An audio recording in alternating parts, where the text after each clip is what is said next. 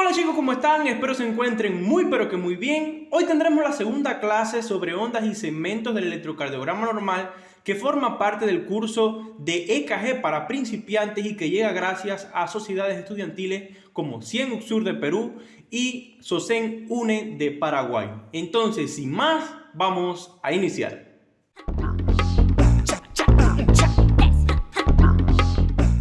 En la clase pasada les hablé sobre el complejo QRS, ese complejo que siempre va a representarnos el proceso de despolarización ventricular. Y hay algo que te pueden preguntar mucho y va a ser con respecto a este complejo QRS, determinando algo llamado eje eléctrico. El eje eléctrico no va a ser más que la suma de todos esos pequeños vectores de despolarización que van a generar un vector más grande y un sentido en cuanto a la despolarización, y que puede estar alterado en alguna que otra patología. Recuerden que este es un curso sobre electrocardiograma normal y no vamos a hablar mucho de las alteraciones, pero va a determinar algo importante en ese corazón en cuanto a ese eje eléctrico, determinar si el eje eléctrico está normal, si está desviado a la derecha, si está desviado a la izquierda, pero eso tiene que ver más con las derivaciones y que aquí no vamos a hablar. Bueno, el complejo QRS puede estar alterado en cuanto a duración. Quiere decir que tenga una duración mayor a 0.12 segundos. ¿Y por qué puedes tener una duración mayor a 0.12 segundos? Bueno, porque exista un foco ventricular. ¿Y qué va a ser un foco ventricular? Bueno, si se recuerda de la clase pasada, vimos que los bloqueos auriculoventriculares impedían, en cierta medida, la llegada de los impulsos eléctricos generados en el nodo sinusal en condiciones normales hacia los ventrículos. Bueno, con este bloqueo auriculoventricular, el corazón, como es tan inteligente y en función de mantener sus funciones fisiológicas, ¿qué hace? Bueno, que en vez de generarse los impulsos en el nodo sinusal, él genera impulsos en el ventrículo. Quiere decir que la generación de impulsos o la generación de despolarización va a estar a nivel de dichos ventrículos, y por esto este QRS puede estar aumentado en duración. El corazón no se va a regir, por tanto, por el nodo sinusal, sino por algún foco que aparezca a nivel de los ventrículos y permita la contracción de dichos ventrículos. Otro fenómeno que puede aumentar la duración del complejo QRS van a ser los bloqueos de rama. ¿Y qué van a ser los bloqueos de rama? No es más que se bloquee alguna de las ramas esas de las de His que hablamos en la clase pasada en cuanto al sistema de conducción eléctrica del corazón. Se bloquea una de esas ramas y por tanto no permite la llegada o la despolarización completa de esos ventrículos y por tanto aumenta la duración del QRS. Puede ser también que el complejo QRS aumente en amplitud, quiere decir en esa escala vertical, en esa vertical de voltaje. ¿Y por qué va a estar dado este aumento de la amplitud? Generalmente por proceso de crecimiento ventricular. Quiere decir que esos ventrículos estén aumentados de tamaño y el complejo QRS por tanto se altere y aumente su amplitud. Recordamos entonces, QRS representa el proceso de despolarización ventricular. Tiene mucha importancia la determinación del eje eléctrico, sobre todo para ver si existen alteraciones de dicho eje, si está normal, si está desviado a la derecha, si está desviado a la izquierda, y que el complejo QRS pueda aumentar en duración o en amplitud. Si aumenta en duración puede darnos indicios de algunos procesos o algunas alteraciones, como van a ser de que existe un foco ventricular, quiere decir que el corazón no esté regido por los impulsos generados en el nodo sinusal, sino a nivel de los ventrículos por un nuevo foco que se va a generar para mantener el equilibrio o la contracción de dichos ventrículos, o que exista un bloqueo de rama, quiere decir se bloquea una de las ramas de las de His y no llegue completo la despolarización a dichos ventrículos. O puede aumentar en amplitud debido a crecimientos ventriculares. Quiere decir que el QRS va a estar aumentado en cuanto a voltaje, dado por esos procesos de crecimiento de dichos ventrículos. Bueno, ahora vamos a ver un punto que es importantísimo por lo que delimita. Va a ser el punto J, situado al final de ese complejo QRS. Y ese punto J va a delimitar el fin del proceso de despolarización de dichos ventrículos y el inicio del proceso de repolarización. Recuérdense por clases pasadas donde vimos todo lo de electrofisiología o del sistema de conducción eléctrica del corazón, que después que esos ventrículos se despolarizan, quiere decir que se generan potenciales de acción, que se generan impulsos para despolarizar dichos ventrículos, es necesario que de ese potencial de acción se pase un potencial de membrana de reposo o que se mantengan en condiciones de normalidad dichas células ventriculares para que estén en condiciones de recibir otro impulso eléctrico, otra despolarización en dichos ventrículos. Y ese punto J va a determinar el fin del proceso de despolarización ventricular y el inicio del proceso de repolarización. Es decir, va a ser un punto medio entre ambos procesos. El punto J, después de él, aparece un segmento llamado segmento ST, el cual va a estar representado por una línea isoeléctrica y que se va a encontrar entre el punto J o el final del complejo QRS hasta el inicio de la onda T que veremos posteriormente. Bueno, el segmento ST en condiciones normales tiene una elevación, recuérdense que es una línea isoeléctrica, o descenso menores a 1 milímetro. ¿Qué quiere decir menores a 1 milímetro? Que no se encuentran esa línea isoeléctrica ni por encima de un cuadradito ni por debajo de un cuadradito. Mírenlo aquí. Esta línea nunca se va a encontrar por encima de este cuadrito que está aquí y nunca por debajo de este cuadrito que está aquí. Quiere decir que no se eleva ni desciende por debajo de un cuadradito, es decir, por debajo de un cuadrito de esa línea eléctrica o por encima de un cuadrito de esa línea eléctrica. Recuérdense que cada cuadrito mide 1 milímetro y por tanto no va a estar ni por encima de 1 milímetro ni por debajo de 1 milímetro.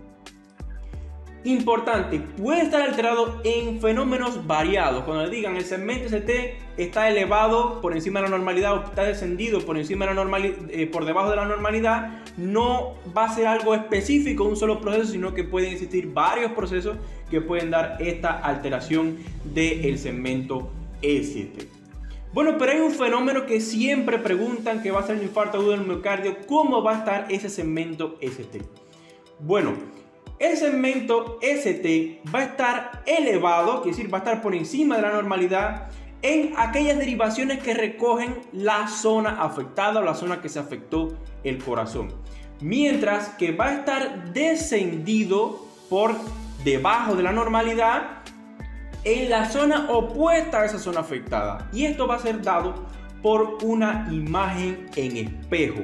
En estas derivaciones que recogen la zona opuesta a la afectada. Recuerdo o resumo esto para que quede más claro. Siempre en infarto agudo del miocardio, ese segmento ST va a estar elevado en aquellas derivaciones. Recuérdense que las derivaciones recogen una zona específica del corazón.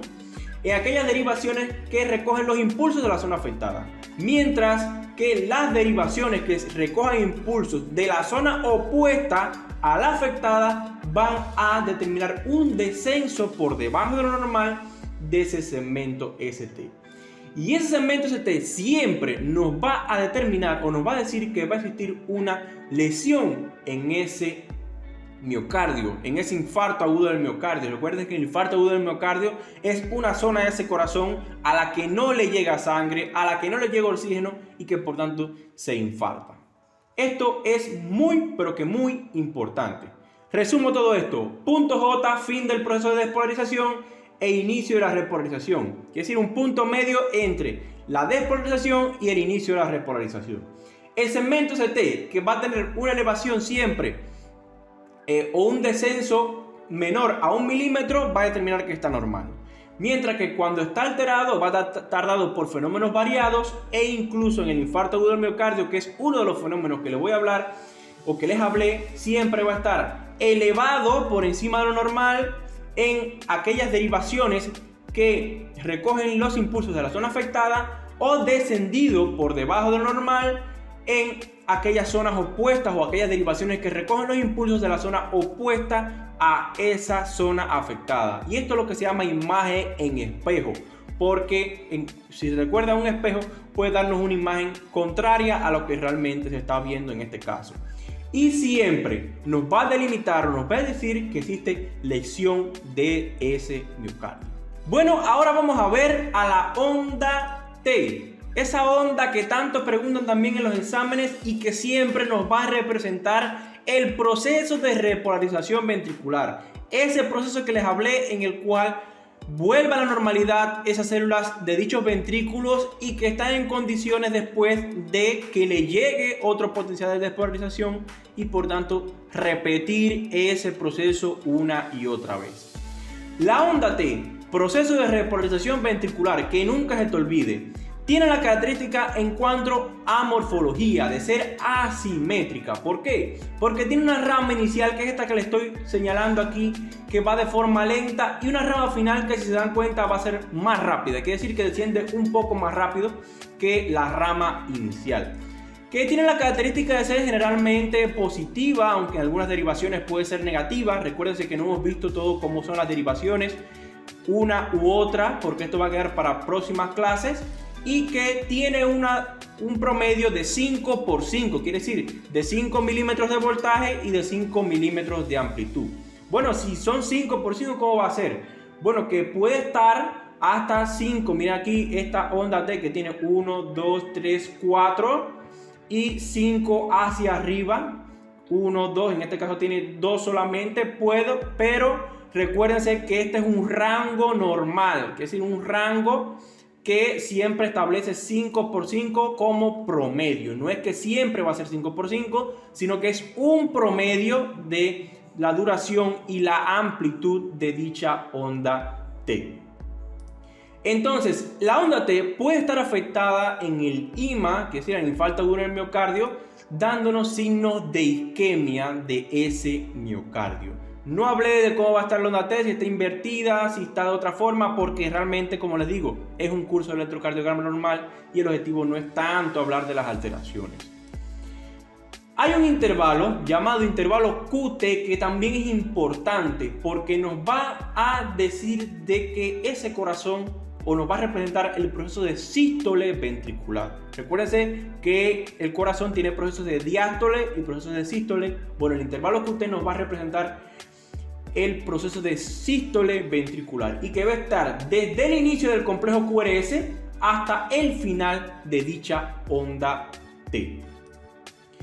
Ese intervalo QT en condiciones normales tiene alrededor de 0.36 segundos más o menos 0.04 segundos a una frecuencia cardíaca de 70 por minuto. Quiere decir que es un rango o un promedio que se establece de cuánto puede estar el intervalo QT.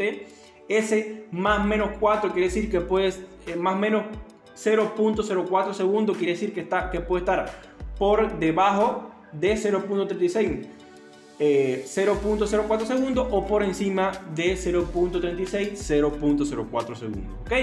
Esto es un rango de frecuencia cardíaca 70 por minuto, que puede estar alargado en determinados procesos, como va a ser el infarto agudo del miocardio o el proceso de hipocalcemia. Recuérdense que la célula necesita calcio para el proceso de contracción y la sístole está relacionada con ese proceso de contracción, y que por tanto puede estar alargado cuando no le esté llegando el calcio necesario a esa célula y por tanto no puede llevar el proceso de sístole o contracción ventricular.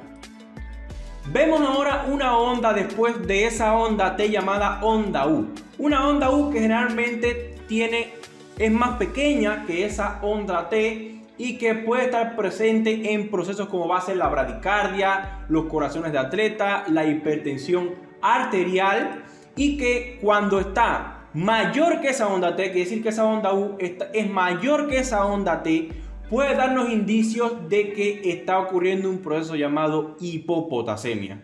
En caso de que no se presente dicha onda U, va a aparecer un segmento llamado segmento TP, un segmento que, por ser el último que voy a explicar, no tiene menos importancia, ya que este segmento va a estar desde el final de esa onda T hasta el inicio de una onda P. Recuérdense que esto aquí también es una onda P. Recuérdense que el trazado electrocardiográfico es continuo. No es de que es este pedacito, después otro pedacito, sino que es continuo, porque el proceso de despolarización, repolarización, otra vez despolarización, otra vez repolarización.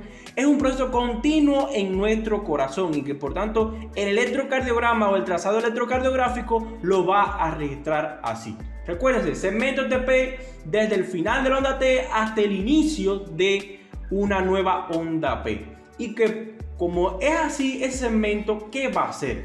Una delimitación, al igual que el punto J, entre el proceso de repolarización que lo representa la onda T y un nuevo proceso de despolarización del corazón que lo va a representar la onda P, que es esta misma que está aquí.